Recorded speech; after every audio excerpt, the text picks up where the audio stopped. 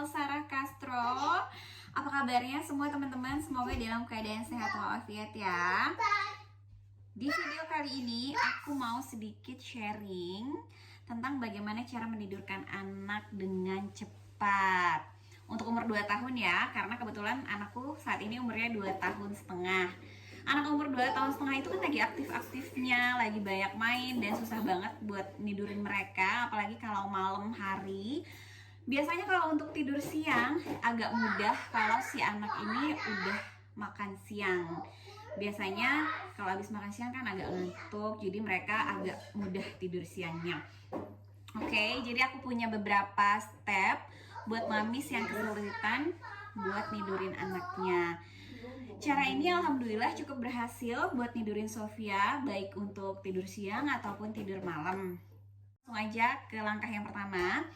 Untuk tidur siang, pastikan anak udah dalam kondisi keadaan kenyang, jadi udah makan siang ya.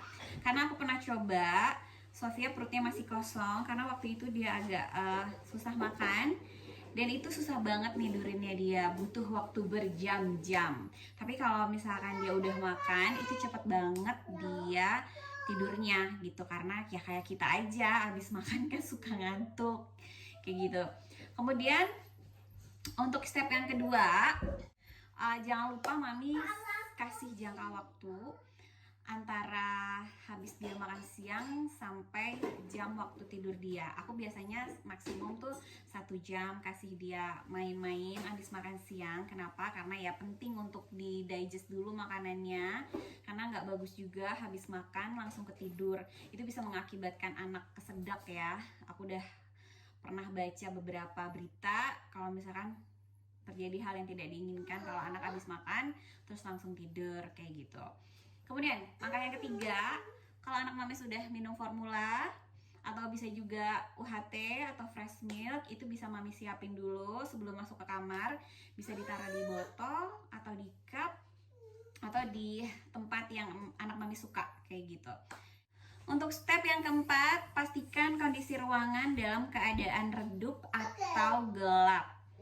Dan kalau untuk tidur siang, jangan lupa mamis tutup kordennya. Kenapa? Karena kalau kordennya masih ngejeblak, itu si anak pasti nyangkanya masih waktu main, masih bisa ngelihat kesana kesini. Jadi pasti bakalan susah tidur deh kalau masih dalam keadaan terang benderang ya.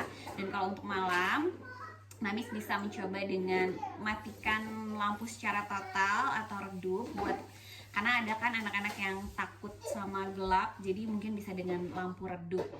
Tapi kalau untuk anakku sendiri, jujur aja Sofia itu harus dalam keadaan yang totally gelap, jadi dia nggak bisa ngeliat apa-apa, mati kutu, cuma diem di kasur, ya udah peluk-peluk mamanya, cium-cium mamanya, nggak lama habis minum susu dia tidur. Dan dari artikel yang aku baca, tidur yang baik itu adalah dalam keadaan gelap. Kenapa?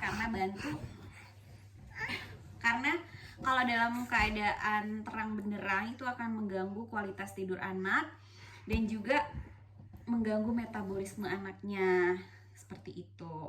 Kemudian step yang kelima, jangan lupa pastikan kondisi ruangan dalam keadaan sejuk, nggak panas, nggak kedinginan. Karena kalau kepanasan si anak kan kegerahan ya, kayak kita aja kegerahan itu nggak bisa tidur, sayang.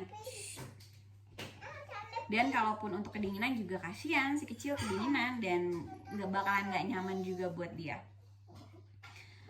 Oke, untuk step yang keenam, kalau mamis di kamarnya ada TV, tolong banget dimatikan kalau anaknya mau tidur. Kenapa? Karena kalau masih nyala anaknya pasti masih pengen nonton kan.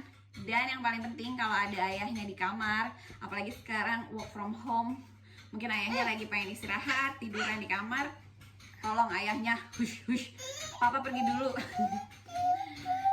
Karena aku udah coba, kalau misalkan ada aku sama papanya di kamar, itu Sofia nggak bakalan tidur. Padahal kondisi lampu udah mati, udah sejuk, anaknya tuh susah tidur kalau ada ayahnya di kamar. Jadi ya udah, cuma aku sama anakku, atau kalau misalkan ayahnya mau nidurin Sofia, ya udah ayahnya sendiri yang nidurin Sofia kayak gitu. Sangat penting banget buat para mamis jangan lupa simpen dulu gadgetnya. Nanti arisannya dilanjutin kalau si kecil udah tidur. Karena aku juga udah coba ini tidurin Sofia masih main gadget, even udah redup cahaya di handphone redup, itu Sofia susah banget tidur. Dia pasti udah diem terus ngintip-ngintip gitu karena masih ada cahaya. Jadi aku taruh dulu sampai Sofia tidur, cuma butuh waktu setengah jam atau 1 jam itu Sofia udah bless tidur kayak gitu. Dan untuk step yang terakhir, usahakan jadwal tidur si anak ini sama, baik untuk tidur siang atau malam. Misalkan untuk tidur siangnya jam 1, usahakan setiap harinya si anak jam 1 udah ready untuk tidur siang. Dan kalau untuk malam, misalkan tidurnya jam 8, usahakan setiap malam jam 8 itu udah ready buat tidur. Kenapa disamain setiap harinya? Supaya badan anak ini terlatih kalau jam 1 siang dia harus tidur siang, dan kalau untuk malam dia harus tidur malam.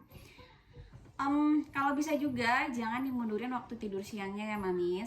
Kenapa? Karena kalau waktu tidur siangnya dimundurin, si anak udah pasti bakalan bangunnya kesorean. Dimana kalau misalkan waktu bangun tidurnya udah kesorean, malamnya dia pasti bakalan susah tidur karena dia baru bangun tidur dari tidur siang. Sofia sendiri biasanya kalau nggak sekolah, kalau di sekolah aku kurang tahu berapa jam dia tidur, tapi kalau kita di Jakarta waktu itu, waktu tidur Sofia itu bisa sampai 4 jam, dari jam 1 sampai jam 5. Setiap hari hampir kayak gitu, 3 atau 4 jam itu jam tidur siangnya. Aku biarin, kenapa? Karena anak umur 2 tahun maksimum tidurnya itu kan yang baik dari 11 sampai 13 jam. Jadi sama ayahnya dibiarin aja anaknya tidur sampai 4 jam. Karena kita kebetulan baru pindah ke Portugal, jam tidur kita kacau. Kita bangun tidurnya selalu siang, dimana itu mengacaukan waktu tidur siangnya Sofia yang biasanya jam 1 siang di Jakarta, jadinya bisa jam 3 atau jam 4. Nah, waktu tidur Sofia 4 jam. Jadi kalau misalkan dia tidur jam 3, bangun jam 6, udah pasti malamnya dia susah tidur karena baru bangun.